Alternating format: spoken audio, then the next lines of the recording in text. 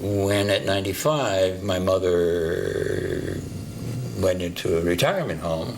There was nothing wrong. She just needed a different place to live, not be so dependent on driving in her car 5 miles to get a quart of milk. They said to her to please bring her medical records. And she said, I don't have any. And they said, you've never been to a doctor? And my mother said, no, I don't go to doctors. I'm a Christian Scientist.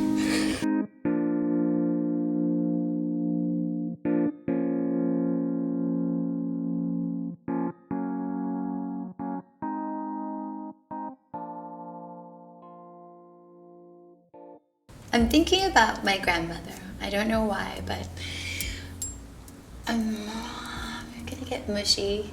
In my short life, I have come to appreciate the different ways that people do life.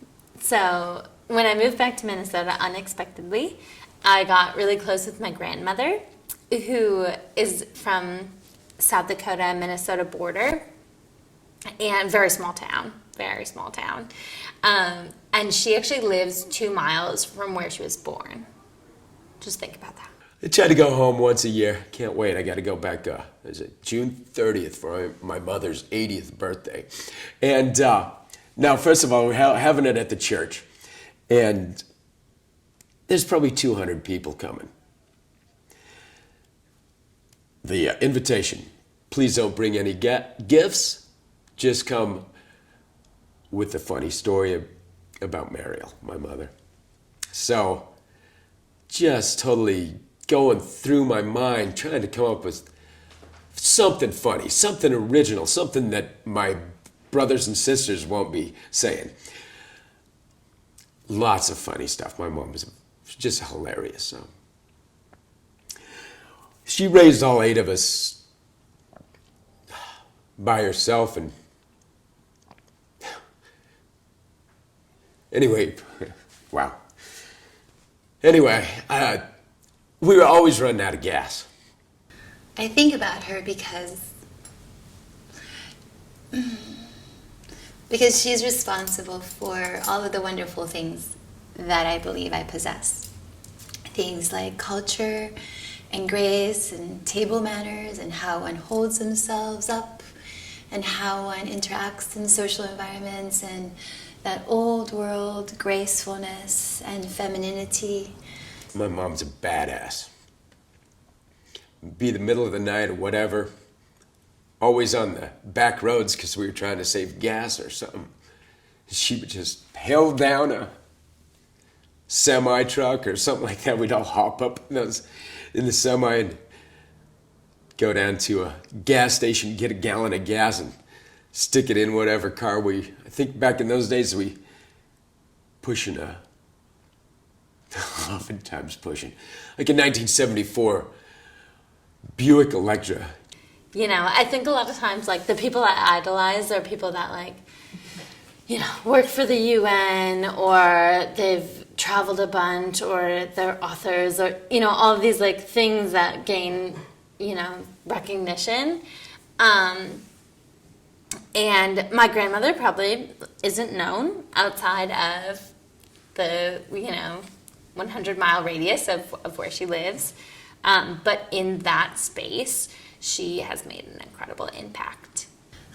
She passed suddenly. I was 25 years old, and she came to visit one summer, and she would always come and stay a month with my father, and she'd stay and she'd cook and she'd be at the, you know, like a happy homemaker, and she'd do grandmotherly things and drive us or spend time with us and fix our clothes, sew things up, and fill the fridge and the cabinets full of food for everybody before she'd depart. But that particular visit, she left early, and she had gotten into some altercation or argument with her son, my father, and my stepmom. So she left this usual month vacation she'd spent in America. She left and she went back to Venezuela. And that was maybe August, September. And then, a sprinkle of months later, she was very sick. And I just remember my father and I flying to Caracas, and then she died. Not even 24 hours since our arrival. It was as if she was waiting for us. One morning she got up, took a shower. She dressed nicely for a 99-year-old lady, sat down in a chair. A woman from the staff came in and said, "Jane, you haven't come in for breakfast." And my mother apparently said, "Well, I feel a little tired." And the woman said, "Well, Jane, I'll bring you a glass of orange juice."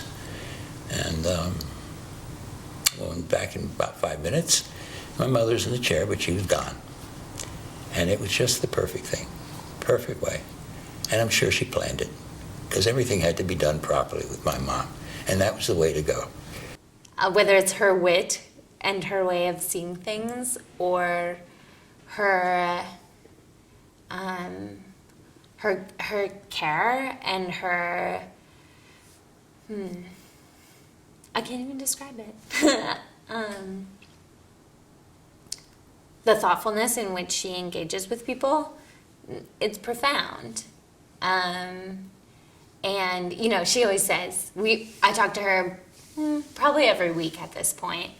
It's great. I like call her on my lunch break from Midtown Manhattan, and it's crazy, and people are like running all over the place.